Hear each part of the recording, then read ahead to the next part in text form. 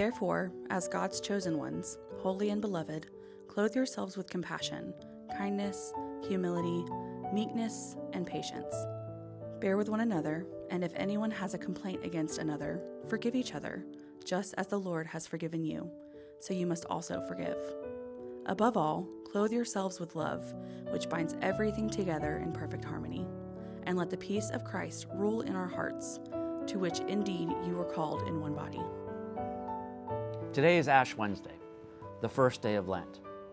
Lent in our tradition is known as a penitential season. It is a time to turn inward and to reflect. The Greek word for repentance is metanoia, which simply means to change your mind or to turn back.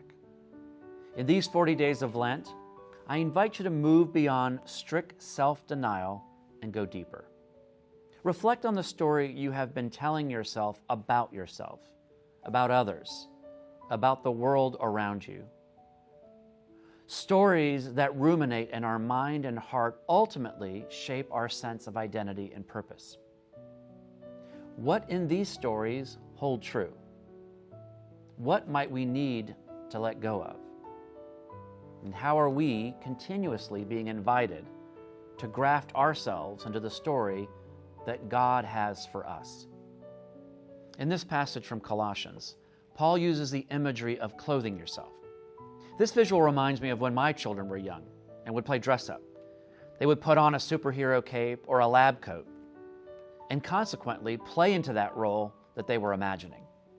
Likewise, how might we use our holy imagination to dress up, if you will, as the beloved children of God that we already are and live into our call, demonstrating holy compassion, kindness, humility, and patience. Conversely, in the spirit of true repentance, I ask you to contemplate what traits need to be taken off. Perhaps it is shame or anxiety or greed. What is it that you need to put aside so you can turn around, unburdened, and return to divine love? My friends, God has already called you holy and beloved. So live into this new and better story by becoming peacemakers and taking off anything that hinders you, and by taking on the posture and practices that lead you more fully into the life-giving, liberating, and loving heart of God.